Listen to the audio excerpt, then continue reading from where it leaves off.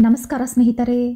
ಸಂಧ್ಯಾದೇವಿಯು ಪುರುಷ ಜಾತಿಗೆ ಒಂದು ಭಯಂಕರವಾದ ಶಾಪ ಕೊಟ್ಟಿದ್ದಾರೆ. ಅದಕ್ಕೆ ಕಾರಣ ಏನು? ಯಾವ ವಿಷಯದಿಂದ ಸಂಧ್ಯಾದೇವಿಗೆ ಅಷ್ಟೊಂದು ಕೋಪ ಬಂದಿತು? ಈ ಶಾಪ ಈಗಲೂ ಪುರುಷರ ಜೀವನದ ಮೇಲೆ ಪ್ರಭಾವ ತೋರಿಸುತ್ತಿದೆಯಾ? ಆ ಶಾಪ ಏನು ಎಂದು ತಿಳಿದುಕೊಳ್ಳಲು ಈ ವಿಡಿಯೋ ಪೂರ್ತಿಯಾಗಿ ನೋಡಿ. ಆದರೆ ಅದಕ್ಕೂ ಮುಂಚೆ ನೀವಿನ್ನೂ ನಮ್ಮ ಚಾನೆಲ್ ಅನ್ನು ಸಬ್ಸ್ಕ್ರೈಬ್ ಮಾಡ್ಕೊಂಡಿಲ್ಲ ಅಂದ್ರೆ ಖಂಡಿತ ಈಗಲೇ ಸಬ್ಸ್ಕ್ರೈಬ್ ಮಾಡ್ಕೊಳ್ಳಿ. ಹಾಗೆ ಈ ವಿಡಿಯೋ ಇಷ್ಟ ಆದ್ರೆ ಮರೀದೆ ಒಂದು ಲೈಕ್ ಕೊಡಿ. ಒಂದು ಸಲ ನಾರದ ಮಹರ್ಷಿಗಳು ಈ ವಿಷಯ ತಿಳಿದುಕೊಳ್ಳಲು ಪರಮೇಶ್ವರನ ಹತ್ತಿರ ಹೋಗಿ, ಪ್ರಭು, ಸಂಧ್ಯಾದೇವಿಯ ಬಗ್ಗೆ ತಿಳಿಸಿ ಎಂದು ಕೇಳಿದರು. ಆಗ ಪರಮೇಶ್ವರ ನಾರದರೊಂದಿಗೆ, ನಾರದ, ಸಂಧ್ಯಾದೇವಿ ಒಂದು ಪುರಾತನವಾದ ರಹಸ್ಯ. ಆಕೆಯ ಕಥೆಯನ್ನು ಜಾಗ್ರತೆಯಿಂದ ಕೇಳಿಸಿಕೊ. ಏಕೆಂದರೆ ಇದನ್ನು ಕೇಳಿಸಿಕೊಂಡರೆ ಅನೇಕ ಪಾಪಗಳು ನಿವಾರಣೆಯಾಗುತ್ತದೆ. ನಾರದ, ಸೃಷ್ಟಿ ಪ್ರಾರಂಭದ ಸಮಯದಲ್ಲಿ ಬ್ರಹ್ಮದೇವರು ಕಮಲದ ಮೇಲೆ ಕುಳಿತುಕೊಂಡು ಗಾಢವಾದ ಧ್ಯಾನದಲ್ಲಿ ಮುಳುಗಿದ್ದರು. ಆಗ ಅವರ ಮನಸ್ಸಿನಲ್ಲಿ ಸೃಷ್ಟಿ ರಚನೆಯ ಬಗ್ಗೆ ಕೋರಿಕೆ ಶುರುವಾಯಿತು. ಆ ಕೋರಿಕೆ ಹೊರಬಂದ ತಕ್ಷಣ ಅವರ ಮನಸ್ಸಿನಲ್ಲಿ ಅದ್ಭುತವಾದ ತ್ರಿಪುರ ಸುಂದರಿಯೊಬ್ಬಳು ಪ್ರತ್ಯಕ್ಷವಾದಳು. ಆಕೆಯ ಸೌಂದರ್ಯ ಅಸಾಧಾರಣವಾಗಿತ್ತು. ಆಕೆಯ ಮೋಹಕ ರೂಪವನ್ನು ನೋಡಿ ಇಡೀ ಬ್ರಹ್ಮಲೋಕವೇ ಮಂತ್ರಮುಗ್ಧವಾಯಿತು. ಏಕೆಂದರೆ ಆ ಕನ್ಯೆ ಬ್ರಹ್ಮದೇವರ ಮನಸ್ಸಿನಿಂದ ಸೃಷ್ಟಿಯಾಗಿದ್ದಳು. ಆಕೆಯನ್ನು ಎಲ್ಲರೂ ಬ್ರಹ್ಮ ಮಾನಸ ಕನ್ಯೆ ಎಂದು ಕರೆದರು. ಬ್ರಹ್ಮದೇವರು ಧ್ಯಾನ ಸ್ಥಿತಿಯಲ್ಲಿದ್ದಾಗ ಆ ಕನ್ಯೆ ಪ್ರತ್ಯಕ್ಷವಾದಳು. ಹಾಗಾಗಿ ಅವಳಿಗೆ ಸಂಧ್ಯಾ ಎಂದು ಹೆಸರಿಟ್ಟರು. ಬ್ರಹ್ಮದೇವರು ಧ್ಯಾನದಿಂದ ಕಣ್ಣು ಬಿಟ್ಟಾಗ ಅಪರೂಪವಾದ ಆ ಸುಂದರಿಯನ್ನು ನೋಡಿ ಕೆಲ ಸಮಯದವರೆಗೂ ಅವರ ಮನಸ್ಸು ಚಂಚಲವಾಯಿತು. ಸಂಧ್ಯಾಳ ಅದ್ಭುತವಾದ ರೂಪ ಅಷ್ಟೊಂದು ಪ್ರತ್ಯೇಕವಾಗಿ ಇದ್ದ ಕಾರಣ ಸ್ವತಃ ಬ್ರಹ್ಮದೇವರು ಕೂಡ ಅದರ ಪ್ರಭಾವದಿಂದ ತಪ್ಪಿಸಿಕೊಳ್ಳಲು ಆಗಲಿಲ್ಲ. ಅವರ ಒಳಗಡೆಯೂ ಕಾಮಭಾವನೆ ಪ್ರೇರೇಪಿಸಿತು. ಬ್ರಹ್ಮದೇವರ ಇಷ್ಟಭರಿತ ದೃಷ್ಟಿ ಸಂಧ್ಯಾಳ ಮೇಲೆ ಬಿದ್ದ ತಕ್ಷಣ ಆಕೆಯ ದಿವ್ಯ ಕಾಂತಿ ಕಡಿಮೆಯಾಯಿತು. ಅದನ್ನು ನೋಡಿ ಸಂಧ್ಯಾ ತುಂಬಾ ನೊಂದುಕೊಂಡು ಅಲ್ಲಿಂದ ಹೊರಟು ಹೋದಳು. ಬ್ರಹ್ಮದೇವರ ಮನಸ್ಸಿನಲ್ಲಿ ಯಾವ ಚಂಚಲತೆ ಕೂಡ ಬರಬಾರದು. ಆದರೆ ಕಾಲ ಯಾವಾಗ ಏನು ಮಾಡುತ್ತದೋ ಯಾರಿಗೂ ತಿಳಿಯದು. ಕಾಲಕ್ಕೆ ದೇವಾನು ದೇವತೆಗಳು ಕೂಡ ಬದ್ಧರಾಗಿರುತ್ತಾರೆ. ಆದರೆ ನಿಜ ಏನೆಂದರೆ ಸೃಷ್ಟಿ ಪ್ರವಾಹವನ್ನು ಮುಂದುವರೆಸಲು ಸ್ವತಃ ಬ್ರಹ್ಮದೇವರೇ ಅವರ ಮನಸ್ಸಿನಲ್ಲಿ ಈ ಚಂಚಲತೆಯನ್ನು ಸೃಷ್ಟಿಸಿಕೊಂಡರು. ಆ ದಿವ್ಯ ಲೀಲೆಯ ಪ್ರಭಾವದಿಂದ ಕ್ಷಣಿಕ ಕಾಲ ಬ್ರಹ್ಮದೇವರ ಮನಸ್ಸಿನಲ್ಲೂ ಕಾಮಭಾವನೆ ಪ್ರೇರೇಪಿಸಿತು. ಆದರೆ ಈ ಸಂಘಟನೆಯ ಹಿಂದೆ ಒಂದು ದೊಡ್ಡ ರಹಸ್ಯ ಅಡಗಿದೆ. ಸಕಲ ಮಾನವ ಜಾತಿಯ ಸಂಕ್ಷೇಮಕ್ಕಾಗಿ ಇದೊಂದು ಪ್ರಣಾಳಿಕೆ. ಬ್ರಹ್ಮದೇವರ ಆ ಪ್ರವರ್ತನೆಯನ್ನು ಕಂಡು ಸಂಧ್ಯಾದೇವಿ ತುಂಬಾನೇ ನೊಂದುಕೊಂಡಳು. ಆಕೆಯ ಮನಸ್ಸಿನಲ್ಲಿ ಅಪಾರವಾದ ದುಃಖ ಉಂಟಾಯಿತು. ಆ ದುಃಖದಿಂದ ವಿಮುಕ್ತಿ ಪಡೆಯಲು ಸಂಧ್ಯಾ ಚಂದ್ರಭಾಗ ಪರ್ವತದ ಮೇಲೆ ತಪಸ್ಸು ಮಾಡಲು ಹೋದಳು. ಅಲ್ಲಿ ಸಂಧ್ಯಾಳ ಮನಸ್ಸಿನಲ್ಲಿ ಒಂದು ಅನುಮಾನ ಹುಟ್ಟಿಕೊಂಡಿತು. ಅದೇನೆಂದರೆ ಯಾವ ದೇವರ ಪ್ರಾರ್ಥನೆ ಮಾಡಬೇಕು? ಸೃಷ್ಟಿಕರ್ತನ ಮೇಲೆ ಕೋಪದಿಂದ ಬಂದ ನಾನು ಯಾರ ತಪಸ್ಸು ಮಾಡಿದರೆ ಶಾಂತಿ ಪಡೆಯುತ್ತೇನೆ ಎಂಬ ಆಲೋಚನೆಯಲ್ಲಿ ಮುಳುಗಿದ ಸಂಧ್ಯಾ ಅಲ್ಲೇ ಎಲ್ಲಾ ಪರ್ವತ ತಿರುಗಾಡುತ್ತಾ ಬೃಹಲೋಹಿತ್ ಎಂಬ ಸರೋವರದ ಹತ್ತಿರ ಹೋಗಿ ಆ ನೀರನ್ನು ನೋಡುತ್ತಾ ನಿಂತುಕೊಂಡಳು. ಅದೇ ಸಮಯದಲ್ಲಿ ಆ ದಾರಿಯಲ್ಲಿ ವಸಿಷ್ಠ ಮಹರ್ಷಿ ಹೋಗುತ್ತಾ ಸಂಧ್ಯಾಳನ್ನು ನೋಡಿದರು. ವಸಿಷ್ಠ ಮಹರ್ಷಿ ಸಂಧ್ಯಾಳ ಹತ್ತಿರ ಬಂದು, ಕನ್ಯೆ, ನೀನು ಯಾರ ಮಗಳು? ಈ ದಟ್ಟವಾದ ಅರಣ್ಯದಲ್ಲಿ ಒಂಟಿಯಾಗಿ ಏಕಿದ್ದೀಯ? ಇದು ರಹಸ್ಯವಾದ ವಿಷಯ ಅಲ್ಲದಿದ್ದರೆ ನಿನ್ನ ಉದ್ದೇಶ ಏನೆಂದು ನನಗೆ ಹೇಳು ಎಂದು ಕೇಳಿದರು.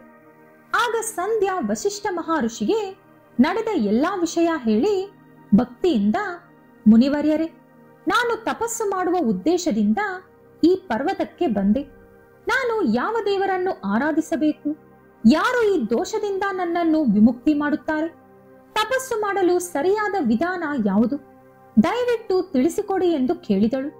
ಸಂಧ್ಯಾಳ ಕತೆ ಕೇಳಿದ ವಸಿಷ್ಠ ಮಹರ್ಷಿಗೆ ಅವಳ ಮೇಲೆ ಕರುಣೆ ಬಂದಿತು. ಅವರು ಆಕೆಯೊಂದಿಗೆ, ದೇವಿ, ನೀನು ನಾರಾಯಣನನ್ನು ಆರಾಧಿಸಬೇಕು. ಓಂ ನಮೋ ನಾರಾಯಣಾಯ ಈ ಮಂತ್ರವನ್ನು ಭಕ್ತಿಯಿಂದ ಅವರ ದರ್ಶನ ಸಿಗುವವರೆಗೂ ಜಪಿಸಬೇಕು. ಒಂದು ಮಾತು ನೆನಪಿಟ್ಟುಕೋ, ಶುಚಿಯಾದ ವಸ್ತ್ರಗಳನ್ನು ಧರಿಸಿ ಪೂರ್ತಿ ನಿಯಮಗಳನ್ನು ಪಾಟಿಸುತ್ತಾ ಸಹನೆಯಿಂದ ಮೌನವಾಗಿದ್ದು ತಪಸ್ಸು ಮಾಡಬೇಕು. ನಿನ್ನ ಭಕ್ತಿಗೆ ಸಂತೋಷಿಸಿ ಶ್ರೀಮನ್ನಾರಾಯಣ ಪ್ರತ್ಯಕ್ಷವಾದರೆ ಅವರು ನಿನ್ನನ್ನು ದೋಷರಹಿತ ಕನ್ಯೆಯಂತೆ ಬದಲಾಯಿಸುತ್ತಾರೆ ಎಂದು ಹೇಳಿ ಆಕೆಯನ್ನು ಆಶೀರ್ವದಿಸಿ ವಶಿಷ್ಠ ಮಹರ್ಷಿ ಹೊರಟು ಹೋದರು. ಆ ಮೂಲಕ ಸಂಧ್ಯಾಳಿಗೆ ತಪಸ್ಸು ಮಾಡಲು ಒಳ್ಳೆ ಮಾರ್ಗ ಸಿಕ್ಕಿತು. ಆಕೆ ಉತ್ಸಾಹ ಮತ್ತು ಸಂತೋಷದಿಂದ ಶ್ರೀಹರಿ ತಪಸ್ಸನ್ನು ಶುರು ಮಾಡಿದಳು.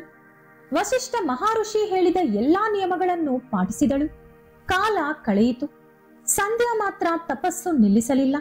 ಅವಳ ಭಕ್ತಿ ಎಷ್ಟು ಆಳವಾಗಿತ್ತಂದರೆ ಆಕೆ ನಿರಂತರವಾಗಿ 4 ಯುಗಗಳ ಕಾಲ ನಿಲ್ಲಿಸದೆ ತಪಸ್ಸು ಮಾಡಿದಳು. ಆಕೆಯ ತಪಸ್ಸು, ಉಪವಾಸ ನಿಷ್ಠೆ ಹಾಗೂ ದೇವರ ಮೇಲಿರುವಂತಹ ಅಪಾರವಾದ ಭಕ್ತಿಯನ್ನು ನೋಡಿ ಸಕಲ ದೇವಾನುದೇವತೆಗಳು ಆಶ್ಚರ್ಯಗೊಂಡರು. ಇಡೀ ಬ್ರಹ್ಮಾಂಡದಲ್ಲಿ ಅವಳ ತಪಸ್ಸಿನ ಪ್ರತಿಧ್ವನಿ ಕೇಳಿಸತೊಡಗಿತು. ಕೊನೆಗೆ ಅವಳ ಭಕ್ತಿಯನ್ನು ಮೆಚ್ಚಿ ಶ್ರೀ ಮಹಾವಿಷ್ಣು ಪ್ರತ್ಯಕ್ಷವಾದರು. ವಿಷ್ಣು ಅವಳೊಂದಿಗೆ, ದೇವಿ ಮೇಲೇಳು, ನಿನ್ನ ಕಠಿಣವಾದ ತಪಸ್ಸು ಹಾಗೂ ಅಪಾರವಾದ ಭಕ್ತಿಯನ್ನು ನೋಡಿ ನನಗೆ ತುಂಬಾ ಸಂತೋಷವಾಗಿದೆ ಎಂದರು. ಆ ಮಾತು ಕೇಳಿದ ಕೂಡಲೇ ಸಂಧ್ಯಾ ಕಣ್ಣು ಬಿಟ್ಟು ಸೂರ್ಯನಂತೆ ಪ್ರಕಾಶಿಸುತ್ತಿರುವ ಮಹಾವಿಷ್ಣುವಿನ ರೂಪ ನೋಡಿದಳು. ಆ ರೂಪವು ಅಷ್ಟೊಂದು ಅದ್ಭುತವಾಗಿ ಆಕರ್ಷಕವಾಗಿ ಇತ್ತು. ಆ ಪ್ರಕಾಶಮಯವಾದ ರೂಪವನ್ನು ನೋಡಿದ ಸಂಧ್ಯಾಳಿಗೆ ಮಾತುಗಳು ಬರಲಿಲ್ಲ. ಮಹಾವಿಷ್ಣುವಿಗೆ ಅವಳ ಮನಸ್ತತ್ವ ಅರ್ಥವಾಯಿತು. ಅವರು ಅವಳಿಗೆ ದಿವ್ಯ ಜ್ಞಾನ ದರ್ಶನ ಕೊಟ್ಟು ಆಶೀರ್ವಾದ ಮಾಡಿದರು. ಆ ದಿವ್ಯ ಕೃಪೆ ಪಡೆದ ಕೂಡಲೇ ಸಂಧ್ಯಾದೇವಿಯ ಹೃದಯದಲ್ಲಿ ಭಕ್ತಿ ತರಂಗಗಳು ಎಚ್ಚೆತ್ತುಕೊಂಡಿತು. ಆಕೆ ಉತ್ಸಾಹ, ಗೌರವ ತುಂಬು ಭಕ್ತಿಯಿಂದ ಮಹಾವಿಷ್ಣುವಿನ ಕೀರ್ತನೆಗಳನ್ನು ಹಾಡಿದಳು. ಆಕೆಯ ಪ್ರತಿ ಮಾತಿನಲ್ಲೂ ಆಳವಾದ ಭಕ್ತಿ ಹಾಗೂ ಸಮರ್ಪಣಾ ಭಾವನೆ ಸ್ಪಷ್ಟವಾಗಿ ಕಾಣಿಸುತ್ತಿತ್ತು. 4 ಯುಗಗಳಿಂದ ತಪಸ್ಸು ಮಾಡಿದ ಕಾರಣ ಅವಳ ದೇಹವು ಶಕ್ತಿಹೀನವಾಗಿತ್ತು. ಮಹಾವಿಷ್ಣುವಿನ ಕೃಪೆಯಿಂದ ಮತ್ತೆ ಅವಳ ಶರೀರ ಅಮೃತಮಯವಾಗಿ ಬದಲಾಯಿತು. ಅದರ ನಂತರ ವಿಷ್ಣು ಅವಳೊಂದಿಗೆ, ದೇವಿ, ನಿನ್ನ ಮನಸ್ಸಿನಲ್ಲಿ ಯಾವುದಾದರೂ ಕೋರಿಕೆ ಇದ್ದರೆ ನಿಸ್ಸಂದೇಹವಾಗಿ ಕೇಳು ಅಂದರು.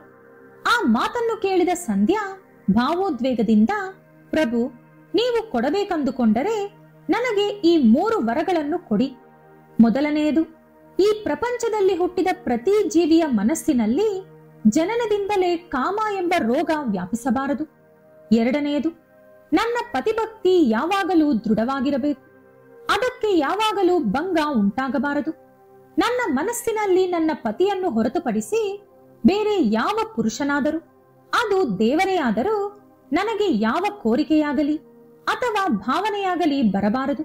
ಮೂರನೆಯದು, ನನ್ನ ಪತಿಯನ್ನು ಹೊರತುಪಡಿಸಿ ಪರಪುರುಷ ನನ್ನನ್ನು ಕಾಮದೃಷ್ಟಿಯಿಂದ ನೋಡಿದರೆ ಆತ ತಕ್ಷಣವೇ ನಪುಂಸಕನಾಗಬೇಕು ಎಂದು ಕೇಳಿದಳು.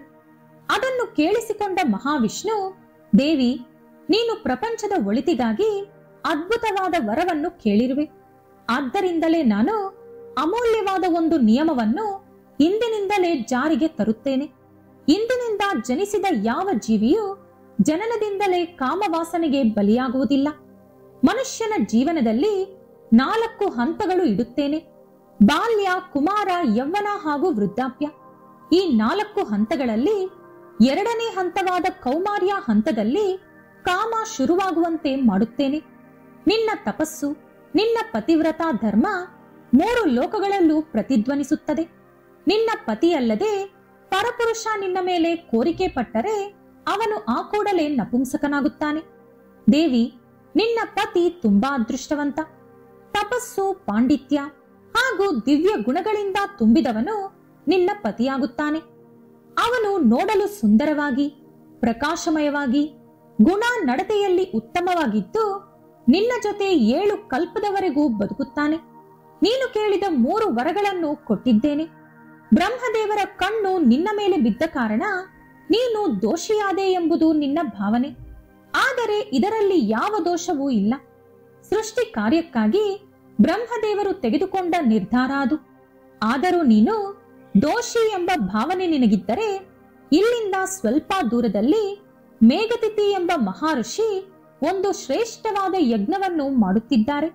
ಆ ಯಜ್ಞ ಲೋಕ ಕಲ್ಯಾಣಕ್ಕಾಗಿ ನಡೆಯುತ್ತಿದೆ. ಅದು ಪೂರ್ತಿಯಾಗಲು 12 ವರ್ಷಗಳು ಹಿಡಿಯುತ್ತದೆ.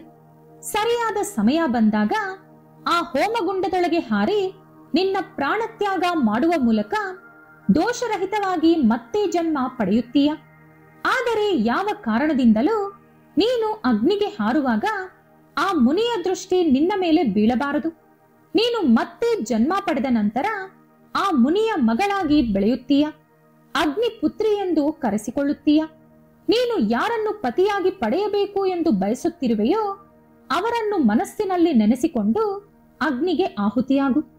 ಆಗ ನೀನು ಅವರನ್ನೇ ಪತಿಯಾಗಿ ಪಡೆಯುತ್ತೀಯ ಎಂದು ಹೇಳಿ ಸಂಧ್ಯಾ ತಲೆಯ ಮೇಲೆ ಕೈಯಿಟ್ಟು ಆಶೀರ್ವದಿಸಿದರು ಮಹಾವಿಷ್ಣು. ಭಗವಂತನ ಕೈ ಸ್ಪರ್ಶ ತಾಕಿದ ಕೂಡಲೇ ಸಂಧ್ಯಾದೇವಿಯ ಶರೀರವು ಹಿಟ್ಟಿನಂತೆ ಬದಲಾಯಿತು. ಅಂದರೆ ಹಿಟ್ಟಿನಿಂದ ತಯಾರಿಸಿದ ಬೊಂಬೆಯಂತೆ ಸಂಧ್ಯಾದೇವಿ ಬದಲಾದಳು. ಇದಕ್ಕೆ ಕಾರಣ ಪವಿತ್ರವಾದ ಯಜ್ಞಕುಂಡದೊಳಗೆ ಮಾಂಸ ಬೀಳಬಾರದು ಎಂಬುದಕ್ಕಾಗಿ. ಮಹಾವಿಷ್ಣು ಮಾಯವಾದ ನಂತರ ಸಂಧ್ಯಾದೇವಿ ಅಲ್ಲಿಂದ ಮಾಯವಾಗಿ ಚಂದ್ರಭಾಗ ನದಿ ತೀರದಲ್ಲಿ ನಡೆಯುತ್ತಿದ್ದ ಯಜ್ಞದ ಹತ್ತಿರ ಹೋದಳು. ಅಲ್ಲಿ ಮಹಾಋಷಿಗೆ ಕಾಣಿಸದೆ ಸೂಕ್ಷ್ಮ ರೂಪ ಪಡೆದುಕೊಂಡು ಅವಳ ಮನಸ್ಸಿನಲ್ಲಿ ಮೊದಲು ಅವಳಿಗೆ ಜ್ಞಾನ ಬೋಧಿಸಿದ ವಶಿಷ್ಠ ಮಹಾಋಷಿಯನ್ನು ಪತಿಯಾಗಿ ಪಡೆಯಬೇಕು ಅಂದುಕೊಂಡು ಅಗ್ನಿಗೆ ಆಹುತಿಯಾದಳು. ಮಹಾವಿಷ್ಣುವಿನ ಆಜ್ಞಾನುಸಾರ ಸೂರ್ಯದೇವರು ಸಂಧ್ಯಾದೇವಿಯ ಶರೀರವನ್ನು ಸೂರ್ಯಮಂಡಲಕ್ಕೆ ಕರೆದುಕೊಂಡು ಹೋದರು. ಆಕೆಯ ಶರೀರವನ್ನು 2 ಭಾಗಗಳಾಗಿ ವಿಭಜಿಸಿ ಅವರ ರಥದ ಮೇಲೆ 2 ದಿಕ್ಕಿನಲ್ಲಿ ಸ್ಥಾಪಿಸಿದರು. ದೇವತೆಗಳು ಹಾಗೂ ಪಿತೃದೇವತೆಗಳನ್ನು ಪ್ರಸನ್ನಗೊಳಿಸಿಕೊಳ್ಳಲು ಸಂಧ್ಯಾಳ 1 ಭಾಗವನ್ನು ಸೂರ್ಯ ಉದಯಿಸುವ ಸಮಯ, 2ನೇ ಭಾಗವನ್ನು ಸೂರ್ಯ ಅಸ್ತಮಿಸುವ ಸಮಯವನ್ನಾಗಿ ಮಾಡಿದರು. ಆದ್ದರಿಂದಲೇ ಸೂರ್ಯೋದಯದಲ್ಲಿ ಸಂಧ್ಯಾ ವಂದನೆ ಹಾಗೂ ಸೂರ್ಯ ಮುಳುಗುವಾಗ ಸಂಧ್ಯಾ ವಂದನೆ ಮಾಡುತ್ತಾರೆ. ಮುಂದಿನ ಜನ್ಮದಲ್ಲಿ ಸಂಧ್ಯಾದೇವಿಯು ಅರುಂಧತಿ ಹೆಸರಿನಲ್ಲಿ ಬ್ರಹ್ಮಋಷಿ ವಶಿಷ್ಠರನ್ನು ಮದುವೆಯಾದಳು. ಈ ಕಥೆಯನ್ನು ಹೇಳಿದ ಪರಮೇಶ್ವರ ನಾರದ, ಈ ಸೃಷ್ಟಿಯಲ್ಲಿ ಮೊದಮೊದಲು ಪ್ರತಿ ಜೀವಿಗೂ ಜನನದಿಂದಲೇ ಕಾಮಕೋರಿಕೆ ಬರುತ್ತಿತ್ತು. ಅದರಿಂದ ಎಷ್ಟೋ ಅನಾಹುತಗಳು, ತಪ್ಪುಗಳು ನಡೆಯುತ್ತಿತ್ತು.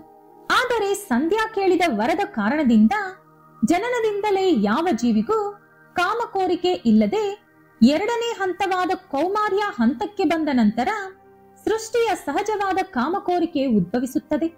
ಯಾವ ಹೆಣ್ಣು ಪವಿತ್ರವಾಗಿ ತನ್ನ ಗಂಡನನ್ನು ಮಾತ್ರವೇ ಪ್ರೀತಿಸಿ ಮನಸ್ಸಿನಲ್ಲೂ ಪರಪುರುಷನನ್ನು ಯೋಚಿಸುವುದಿಲ್ಲವೋ ಅಂತ ಹೆಣ್ಣನ್ನು ಯಾವ ಪುರುಷನಾದರೂ ಕಾಮದೃಷ್ಟಿಯಿಂದ ನೋಡುವುದು ಅಥವಾ ಆಕೆಯನ್ನು ಮುಟ್ಟುವುದು ಮಾಡಿದರೆ ಮೃತಪಟ್ಟ ನಂತರ ಅವನು ಅನೇಕ ಶಿಕ್ಷೆಗಳನ್ನು ನರಕದಲ್ಲಿ ಅನುಭವಿಸಿ ಮುಂದಿನ ಜನ್ಮದಲ್ಲಿ ನಪುಂಸಕನಾಗಿ ಜನಿಸುತ್ತಾನೆ. ಹಾಗೆ ಯಾವ ಹೆಣ್ಣು ತನ್ನ ಗಂಡನನ್ನು ಹೊರತುಪಡಿಸಿ ಬೇರೆ ಯಾರನ್ನು ಕನಸಿನಲ್ಲೂ ಮನಸ್ಸಿನಲ್ಲೂ ಊಹಿಸಿಕೊಳ್ಳುವುದಿಲ್ಲವೋ ಆಕೆ ಮೃತಪಟ್ಟ ನಂತರ ಪತಿವ್ರತ ಲೋಕದಲ್ಲಿ ಸ್ಥಾನ ಪಡೆಯುತ್ತಾಳೆ ಎಂದು ಹೇಳಿದರು ಪರಮೇಶ್ವರ. ಈ ವಿಡಿಯೋ ಇಷ್ಟ ಆದ್ರೆ ಲೈಕ್ ಮಾಡಿ, ಶೇರ್ ಮಾಡಿ. ಇಂತಹ ಹೆಚ್ಚಿನ ಉತ್ತಮ ಕಥೆಗಳಿಗಾಗಿ ತಪ್ಪದೇ ನಮ್ಮ ಚಾನೆಲ್ ಅನ್ನು ಸಬ್ಸ್ಕ್ರೈಬ್ ಮಾಡ್ಕೊಳ್ಳಿ. ನಾಳೆ ಮತ್ತೊಂದು ವಿಡಿಯೋದೊಂದಿಗೆ ಪುನಃ ಭೇಟಿಯಾಗೋಣ. ಧನ್ಯವಾದಗಳು.